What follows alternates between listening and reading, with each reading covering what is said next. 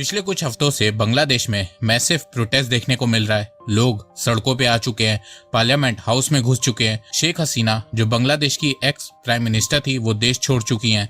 Military ने take over कर लिया है, एक पपेट गवर्नमेंट बना दी है। हिंदुओं को हमेशा की तरह टारगेट किया जा रहा है, मंदिरों को तोड़ा जा रहा है, उन्हें जलाया जा रहा है, लोगों को मारा जा रहा है, दुकानों को लूटा जा रहा है। तो इस समय बांग्लादेश में पूरी तरह से केओस मचा हुआ है और अब इसका नेगेटिव इम्पैक्ट धीरे धीरे बांग्लादेश की इकोनॉमी पे पड़ना शुरू हो गया है। कि पाकिस्तान दुनिया में लीड करता था, पाकिस्तान का पैसा जो है वो उसकी वैल्यू हुआ करती थी। पाकिस्तान दुनिया को कर्ज दिया करता था, चीन को कर्ज पाकिस्तान ने दिया, जर्मनी को कर्ज पाकिस्तान ने दिया, जापान तक को सपोर्ट पाकिस्तान ने किया। सऊदी अरब की गंदम जो है वो पाकिस्तान से जाया करती थी जब हमारे हुक्मरान हमारे हुआ करते थे। 1960 तक पाकिस्तान की इंडस्ट्री जो है वो ग्रोथ, उसका रेट जो है वो चेक कर ले, इंडिया से बहुत ऊपर था। अब बांग्लादेश पाकिस्तान के रास्ते पर बढ़ रहा है।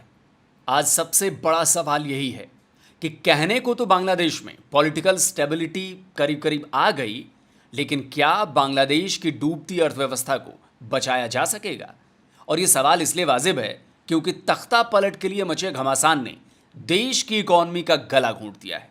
सवाल ये भी उठ रहे हैं कि क्या बांग्लादेश मिडिल इनकम ट्रैप में फंस जाएगा या उसकी हालत इससे भी ज़्यादा बुरी होने वाली है। मिडिल इनकम ट्रैप वो सिचुएशन है, उसमें कहा जाता है कि जब एक लो इनकम कंट्री तेजी से ग्रोथ कर मिडिल इनकम तक पहुंच जाती है, लेकिन फिर उसकी ग्रोथ रुक जाती है, वो मिडिल इनकम से हाई इनकम कंट्री नहीं बन पाती। बांग्लादेश की हालत भी ठीक ऐसी ही है। लगभग 30 सालों से अच्छी ग्रोथ के साथ आगे बढ़ रहे बांग्लादेश की अर्थव्यवस्था ना केवल ठहर गई है बल्कि इसके नीचे जाने की भी आशंका जताई जाने लगी। 45 की बात क्यों कर रहे हैं? 2 साल पीछे की बात कर लेना, जब आपकी इकोनॉमी जो है वो जीडीपी 6 पॉइंट प्लस थी, उस वक्त की बात क्यों नहीं कर रहे आप? तो सर अगर जीडीपी पे आए तो आपकी आबादी बड़ी ज्यादा बढ़ रही है। मरियम नवाज वगैरह तो कह रहे हैं कि आबादी पे कंट्रोल करो। जीडीपी क्या होता है? जीडीपी है ग्राउंड ग्रोथ प्रोडक्ट, ठीक है। आपको पता है मरियम नवाज के कितने बच्चे हैं? कितने हैं? 3 है सर। क्या उसने दो के नजरिया अपनाया है? किसकी बात कर रहे हो? उसके अब्बा जी के कितने बच्चे हैं? उसके अब्बा जी की मरियम नवाज और पता नहीं 2 और हैं मेरे। तो फिर आपको पता ही नहीं है? 2 तो बहनें हैं, 2 बेटे हैं भाई। वो बेबहुदे आबादी के कवानीन को अपना नहीं रहे और आपको लॉलीपॉप दिया हुआ है। Asia Pacific foundation of Canada ने 3 सितंबर यानी कल ही बांग्लादेश के ऊपर एक रिपोर्ट पब्लिश की है। टाइटल है Bangladesh economy weighed down by debt, unrest and strained India ties. यानी बांग्लादेश की अर्थव्यवस्था कर्ज, अशांति और भारत के साथ तनावपूर्ण संबंधों की वजह से प्रभावित। इस रिपोर्ट में बताया गया है कि बांग्लादेश ने पिछले साल अमेरिका से 4.7 बिलियन अमेरिकी डॉलर का कर्ज लिया था। अब वो आईएमएफ से 3 बिलियन यूएसडी की डिमांड कर रहा है। अब वो आईएमएफ, वर्ल्ड बैंक और एडीबी से 8 बिलियन डॉलर्स की डिमांड कर रहा है। पिछले ही साल उसका फॉरेन डेट 100 बिलियन डॉलर को पार कर चुका था। अब बांग्लादेश पर आईएमएफ के कर्जे का हिसाब किताब देखिए। आईएमएफ के ये आंकड़े कल तक यानी 3 सितंबर तक के हैं। बांग्लादेश पर आईएमएफ का 2.1 बिलियन एसडीआर का कर्ज है। अगर इसे अमेरिकन डॉलर्स में बदल दें तो ये करीब 2.84 बिलियन डॉलर्स हो जाएगा। बांग्लादेश ने इसके अलावा जापान, चीन और रूस से भी भारी भरकम कर्जा लिया हुआ है। इस वक्त जो है वो बलूचिस्तान जल रहा है कि नहीं जल रहा? जल रहा है, बिल्कुल। इस वक्त केपीके के अंदर जुल्म और तशद्दुद हो रहा है कि नहीं हो रहा? पंजाब के अंदर जुल्म और तशद्दुद के पहरे हैं कि नहीं है? इस वक्त भी लाहौर की किसी सड़क के ऊपर आप गुजर के देखिए, जगह जगह पर आपको नाके लगे हुए मिलेंगे। नमस्कार दोस्तों, नवो राष्ट्रवाद में आपका स्वागत है। आज के इस वीडियो में हम देखेंगे कि किस तरह से बांग्लादेश अब बांग्लादेश बन रहा है। 1947 में ये लोग हमसे अलग हुए थे ये सोच के कि एक इस्लामिक मुल्क बनाएंगे। अब पाकिस्तान तो बिखारिस्तान बन चुका है और बांग्लादेश अब बांग्लादेश बन रहा है। तो बांग्लादेश के बांग्लादेश बनने का रोड मैप क्या है वही हम इस वीडियो में समझेंगे। साथ ही साथ मैंने इस वीडियो में ये पाकिस्तानी मौलाना की क्लिप भी लगाई हुई है। ये उन्हीं लोगों में से है, उर्दू स्पीकिंग लखनऊ के लोग, जिन्होंने पाकिस्तान बनाने में महत्वपूर्ण भूमिका निभाई थी। और यहाँ जो रह गए हैं वो तो कहते हैं कि नहीं जी, हमारे पुरखों ने तो हिंदुस्तान को चुन लिया था और जिनको जाना था चले गए। पर ऐसा नहीं है, पूरी कोशिश की गई थी यहाँ पे भी पाकिस्तान बनाने की, लेकिन नहीं बना पाए क्योंकि आबादी कम थी। अब ये लोग जो मौलाना साहब थे, इनके पुरखे चले गए होंगे पाकिस्तान और वहाँ जाके आज ये रो रहे हैं बैठ के। तो जो लोग भारत में रहते हैं उन्हें इनकी बातों को बहुत ही ध्यान से सुनना चाहिए और समझना चाहिए भारत में कितने अच्छे हालात हैं और पाकिस्तान और बांग्लादेश का आज क्या हाल है। तो पहले आप ये पूरा वीडियो देखिए, वीडियो को अंत तक देखिएगा ताकि आपको समझ में आ जाए कि बांग्लादेश कैसे बनेगा, और वीडियो के अंत में हम लोग डिस्कस करेंगे। वीडियो अच्छा लगे तो लाइक करें, शेयर करें, चैनल को सब्सक्राइब करना ना भूलें, हो सके चैनल को ज्वाइन करें। आइए आगे बढ़ते हैं इस वीडियो में। लेकिन मैं एक सवाल आपके तवज्जुह से पूछना चाहता हूं नाजरीन किराम से, क्या इंडिया जो हमसे कई गुना बड़ा है, क्या कहीं आज तक 78 सालों में उसके किसी इदारे ने कू किया है? उसके इदारे ने जो है वो कानून शिकनी की है? कभी किसी ताकतवर इदारे को भी हिम्मत नहीं होती कि वो वहां के मुंतखब वजीर आजम को रुखसत करके वहां पर अपनी हुकूमत चलाए। और पाकिस्तान के अंदर आए 10 साल 15 साल के बाद जो है पाकिस्तान के मुख्तदर हलकों के अंदर ऐसी हलचल पैदा होती है कि वो हुक्मरान बन जाते हैं जिनकी डोमेन कुछ और होती है, और वो अपनी डोमेन से निकलकर पाकिस्तान की इलेक्टेड हुकूमतों को चलता करते हैं और फिर वो नया मंजन बेचते हैं।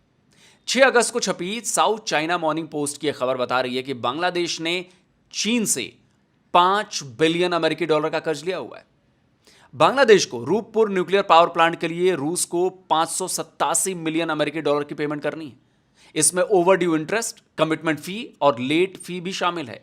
Foreign investor chamber of commerce and industry FICCI ने 29 जुलाई को बताया था कि बांग्लादेश में सिचुएशन खराब होने से उसकी इकोनॉमी को 10 बिलियन डॉलर का लॉस हो चुका है और फार्मा सेक्टर को 100 मिलियन डॉलर का लॉस हो चुका है। ये 29 जुलाई तक का डेटा है। अभी तो ये लॉस कम से कम 20 बिलियन डॉलर से ज्यादा हो चुका होगा। बांग्लादेश की GDP 450 बिलियन डॉलर है। 5% GDP पॉलिटिकल क्राइसिस के चलते बर्बाद हो चुकी है। तो जिन लोगों को लग रहा है कि हमने प्रोटेस्ट करके, देश बंद करके बहुत बड़ा तीर मारा है, कुछ टाइम बाद यही तीर वापस से आके इन्हीं को लगेगा और वो तीर महंगाई का होगा। पिछले साल जून में जापान ने बांग्लादेश को 225 मिलियन डॉलर्स का लोन मंजूर किया था। इसके बाद दिसंबर में ढाका इंटरनेशनल एयरपोर्ट के डेवलपमेंट के लिए जापान इंटरनेशनल कोऑपरेशन एजेंसी ने बांग्लादेश की गवर्नमेंट के साथ 76,635 मिलियन येन का लोन देने की डील साइन की थी। और बात इतने तक ही नहीं रुकी हुई है, बात अब डिफॉल्ट लोन तक पहुंच चुकी है। बांग्लादेश के बैंकों पर डिफॉल्ट लोन 2 लाख करोड़ बांग्लादेशी टका को पार कर चुका है। बांग्लादेश के इतिहास में पहली बार बैड लोन इस हाइट पर पहुंचा है जो देश की क्रैश करती इकोनॉमी को इंडिकेट कर रहा है। बैड लोन का यह आंकड़ा पिछले जून 2023 की तुलना में 42% ज्यादा हो गया है। बैंक ऑफ बांग्लादेश के आंकड़ों के मुताबिक सरकारी बैंकों पर 1 लाख करोड़ टका से ज्यादा बैड लोन है। इसी तरह प्राइवेट बैंकों पर 99,000 करोड़ से ज्यादा का डिफॉल्ट लोन है। पिछले 3 महीने में यह बैड लोन 29,000 करोड़ टका से भी ज्यादा बढ़ गया है। क्योंकि पॉलिटिकल क्राइसिस के चलते बांग्लादेश की इकोनॉमी की रीढ़ की हड्डी कहलाई जाने वाली टेक्सटाइल इंडस्ट्री को हैवी लॉस हो रहा है, और वहीं बांग्लादेश में पॉलिटिकल क्राइसिस के चलते इंडियन टेक्सटाइल इंडस्ट्री को फायदा हो रहा है। इंडियन स्टॉक मार्केट में टेक्सटाइल सेक्टर्स के स्टॉक में 20% की तेजी देखने को मिली है। जिस तरह से बांग्लादेश में अनरेस्ट बना हुआ है, उसके चलते सप्लाई चेन में प्रॉब्लम आ रही है और इससे बांग्लादेश की इमेज अमेरिकन और यूरोपियन मैन्युफैक्चरर्स के सामने डैमेज हो रही है और इसका फायदा भारत को मिल रहा है। और एक अनुमान लगाया जा रहा है कि भारत की टेक्सटाइल एक्सपोर्ट मंथली 300 से 400 मिलियन डॉलर बढ़ने वाली है। बांग्लादेश में हुए उठापटक ने इस इंडस्ट्री की रफ्तार पर भी ब्रेक लगा दिया है। बांग्लादेश में हुए अनरेस्ट की वजह से वेस्टर्न कंट्रीज से मिलने वाले ऑर्डर्स में जबरदस्त गिरावट आई है। इंडस्ट्री को नए ऑर्डर नहीं मिल रहे हैं। असल में इस कारोबार का बड़ा हब ढाका और चिटगांव है, जो इस तख्ता पलट के लिए हुए आंदोलन का गढ़ था। तो इस आंदोलन ने इस इंडस्ट्री को जबरदस्त तरीके से हिट किया है।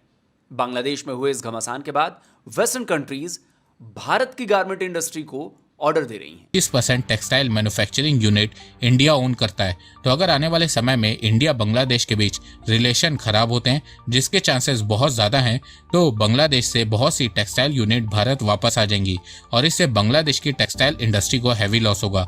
अब यहाँ पे कुछ बांग्लादेशी बोलेंगे कि हमें इंडिया की जरूरत नहीं है, वही पाकिस्तान वाला डायलॉग। तो देखो, इन लोगों को अभी समझ में नहीं आ रहा है। जब लोगों की नौकरियां जाएंगी, महंगाई बढ़ेगी, एक्सपोर्ट्स गिरेंगे, तब समझ में आएगा। बांग्लादेश के एक्सपोर्ट में टेक्सटाइल सेक्टर का कंट्रीब्यूशन 80% है और GDP में 15%। अगर 5 से 10% भी कम हुआ तो बांग्लादेश की ग्रोथ रेट गिरने लगेगी, क्योंकि बांग्लादेश के पास एक्सपोर्ट करने के लिए और कुछ है भी नहीं।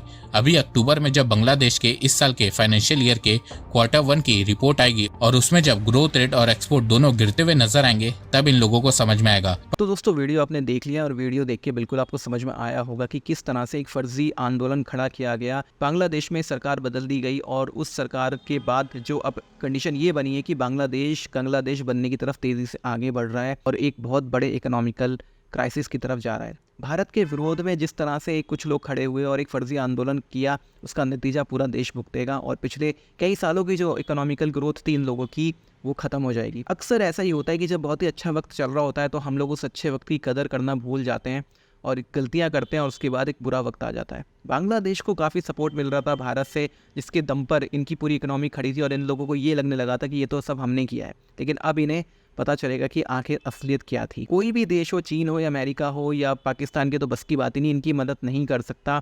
कुछ लोगों ने जो गलती की थी उसे पूरा देश भुगतेगा। हमारे देश में भी इस तरह के आंदोलन खड़े करने की कोशिश होती है। हमें इस बात को समझना चाहिए कि ये हम इन चीज़ों में ना पड़े और इस तरह के आंदोलन का हिस्सा बिल्कुल भी ना बने, जो कि देश की अर्थव्यवस्था को और जो राजनीतिक स्थिरता चल रही है उसे ख़त्म करे।